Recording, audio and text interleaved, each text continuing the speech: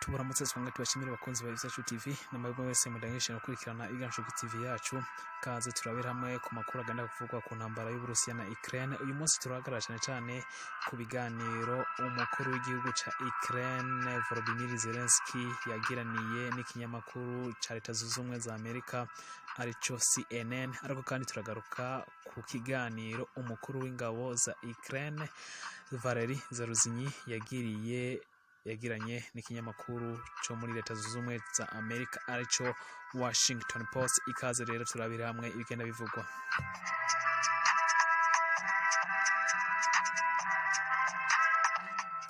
Volodymyr Zelenskyy umukuru w'igihugu ca Ukraine na Zaluzhny umukuru w'ingabo muri Ukraine bose bemeranya ikintu kimwe ko ingabo ku rugamba zitariko zitera intambwe nk'uko babitegekanye. Ibi vyose ngo vyatewe no kuba ibiganisho vyemerewe n'ibihugu vyo mu burengerazuba na cane Leta Zunze Ubumwe za Amerika hamwe n'Uburayi vyaratevye gushika, nubwo ibitero simusiga vyo kwisubiza ibice Uburusiya bwigaruriye vyatanguye.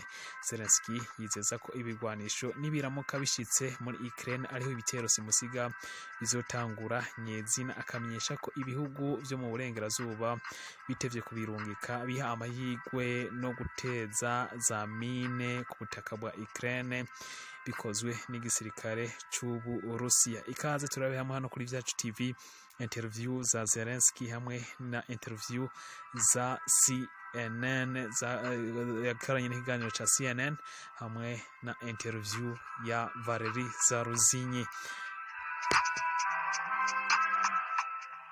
Mu gihe ibitero bitariko bigenda neza uko vyifujwe ndetse no gufata ibice biriko bigorana cyane ku mirongo y'urugamba, aho gutera intambwe imwe gusa na metero imwe go bifata agace bisaba umutahe munini harimo n'imeneka ry'amaraso menshi.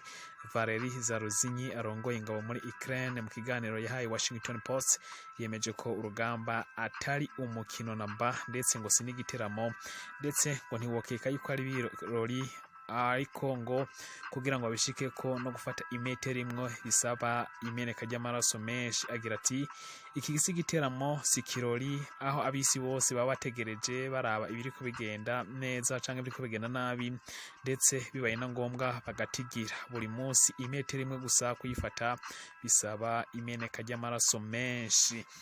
Zaluzhny ababazwa bikomeye n'inkuru zigenda zihererekanwa kandi akongera akabazwa no kuba abantu benshi bafata minenegwe ivyo Ukraine imaze kugeraho mu bikorwa vya gisirikare barimwo, mu gihe we avuga ko buri munsi Ukraine igenzura mu ngereranyo n'imiburiburi imetero 500 ku munsi. Uyu haheze hafi amezi 16 agenzura ingabo kuva mu mwaka wa 2021 yahuye n'ibibazo bikomeye mu bitero Uburusiya bwatanguje muri Ukraine, aho ndetse kuri ubu bumaze kugenzura hafi 1/5 c'ubutaka muri Ukraine. Kuri ubu bariko bagerageza kuhisubiza bakoresheje amayeri ya gisirikare bahawe n'amahugurwa ya OTAN, nyuma yuko igisirikare ca Ukraine kigenda ciga kinagira imyimenyerezo ya gisirikare y'ibihugu vyo mu burengerazuba, ndetse na za tactique zigenda zikoreshwa n'ababo mu bihugu vyo burengerazuba baheba tactique bakoreshejwe mu gihe c'abasoviete. Agira ati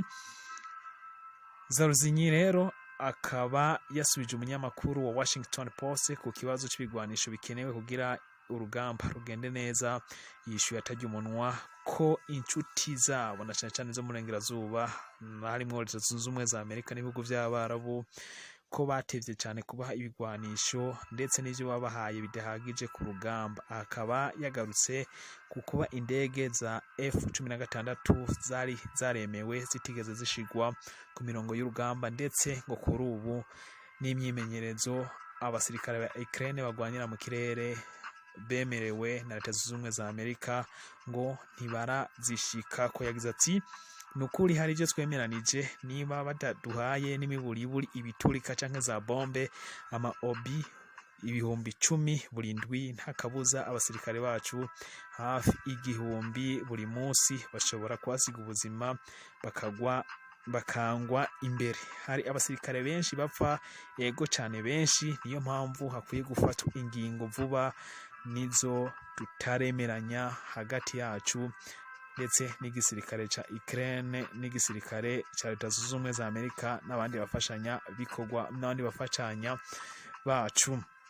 Bimeze uko mu gihe kugeza ubu ibifaro vya Leopard vyatanguye gukora ku rugamba n'imyimenyerezo ikaba yaratanguye ndetse bishigwa ku mirongo y'urugamba. Gusa Uburusiya ntibusiba kuvuga ko bwarashe ibifaro vya Leopard kabiri vyari vyatanzwe n'igihugu c'Ubudagi, aho ndetse vyamenaguwe. Zaluzhny we yemeza ko akamaro k'ikigwanisho k'ukuri kabonekera ku rugamba naho gushimagizwa ikiganisho ataco cerekana ngo ntibiba bikwiye. Yagize ati ntitwaronkejwe Leopard kugira ngo zigire ikarashishi canke se defile canke ivyamamare n'abanyepolitike bavyifatira ko amafoto. Leopard ku mirongo y'urugamba si Leopard twumva zivugwa canke se zihayagizwa ngo ntizihusha, ahubwo ni vyinshi tugenda dutangarira.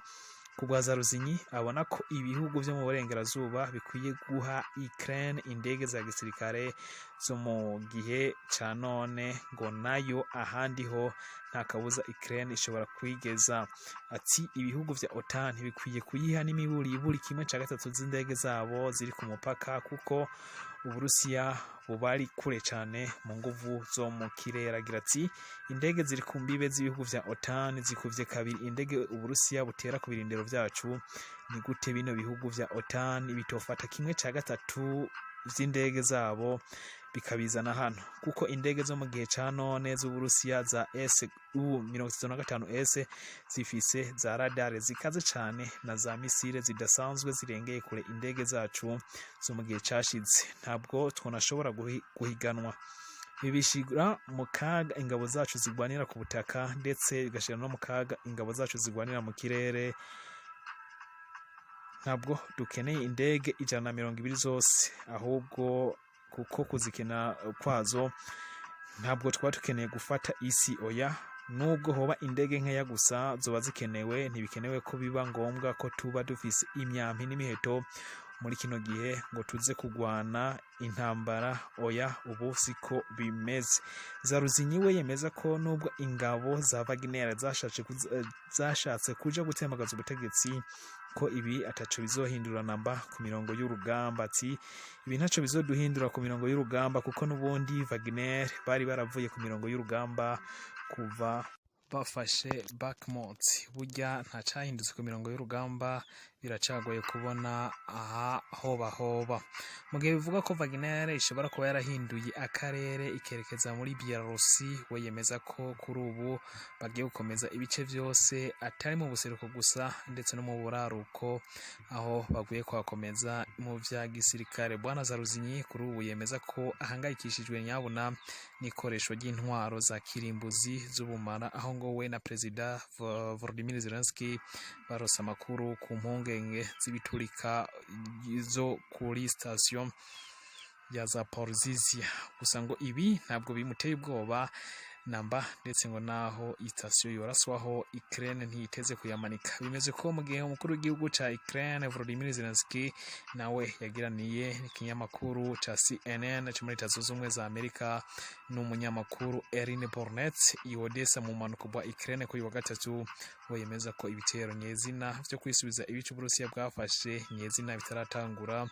Waracarindiriwe ibigwanisho rutura vyemewe n'ibihugu vyo mu burengerazuba, aho agira ati shimye kubabwira ndetse no kubwira Leta Zunze Ubumwe za Amerika ndetse n'indongozi za Buraya ko bonyarutsa kuduha ibikoresho vya gisirikare kugira rutangure ibikorwa nyezina, kuko uko bateba ariko Uburusiya bwipanga bikwiye bikazogora gufata ibice vyihuse. Uko duteba niko ibice vyacu bibandanya bitegwaho za mine. Tuba turiko duha umwasi gutega za mine kugira bizogore ko duhangana. Bwana Zelenskyy yemeza ko igihe cyose ibihugu vyo mu burengerazuba biteba kurungika bigwanisho bizogora abasirikare ba Ukraine ku mirongo y'urugamba. Yemeza kandi ko igihe cyose ibigwanisho bikomeza guteba badashobora kurungika abasirikare ku mirongo y'urugamba mu bice bimwe na bimwe, kuko vyoba bisa nko kubarungika mu macuniro aho bashobora kuraswaho ibisasu biraswa ku ntera ya kure, bose bakisanga batakaje ubuzima.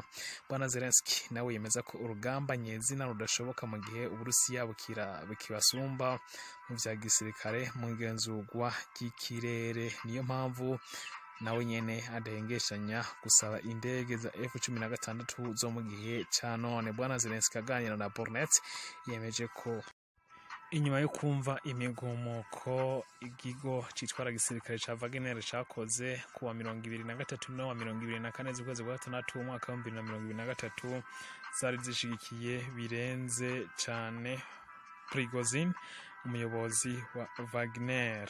Zelenskyy kandi yemeza ko iyo ari wenyene atankeka yifungirana akumviriza akaziki canke naho agasoma igitabo agira ati ndumwe numviriza akaziki canke nkasoma igitabo iyo ari mu gatondo ata abantu bahari nshobora gusoma nkiyumvira nkongera nkumviriza umuziki kuko umuziki uramfasha cane. Bwana Zelenskyy yemeza ko umuziki akunda ari umuziki wo mu bwoko bwa energy, ariko kandi akaba akunda kumviriza indirimbo zo muri Ukraine aho yumviriza amajambo aba azigize. Bwana Zelenskyy avuga ko arindwa umutekano, ariko yuko umuntu acunga umutekano gusumba abandi ari Imana. Ati aba bodyguard biwe nta kindi bakora atari ukumucungera umutekano, ariko Bwana Zelenskyy wewe avuga ati ibanga rya nyuma ryo gucungerwa umutekano ndariziga ku Mana. Agira ati ibanga ryo kucungera umutekano rero liragoye, haraho usanga ninyegeje ahantu nikinje nk'uko Putin abikora, atigera ava muri bunker, ashobora kuja ukwa wenyene wibaza niba koko ushobora kwicwa. Nivyo abarinzi banje bashobora gukora buri kimwe ntibibe ngo sinicwe kuko n'iryo hangiro ryabo, gusa biragoye naho Imana ikinga umuntu. Aya niyo majambo Volodymyr Zelenskyy avuga kungene ashobora gucungerwa umutekano. Kuri ubu rero Zelenskyy na Zaluzhny bompi bemeza ko ibitero nyezina byo kwisubiza ubutaka Uburusiya bwafashe bitaratangura, mu gihe ibigwanisho vyemerewe na Leta Zunze Ubumwe za Amerika n'ibihugu by'ubumwe bwa Buraya bitarigera bishika, ndetse n'inshuti zabo bitarigera bishikanwa muri Ukraine no ku mirongo y'urugamba. Ibi akaba arivyo biriko biratuma urugamba rugenda gahoro cane. Reka tubashimire ko mwabanye natwe muri kino kiganiro, ndabasaba mugire subscribe nimba mutarabikora kugira amakuru atandukanye muzoze muri yaronka. Hano hari kuri Ivyacu TV na Gahwana.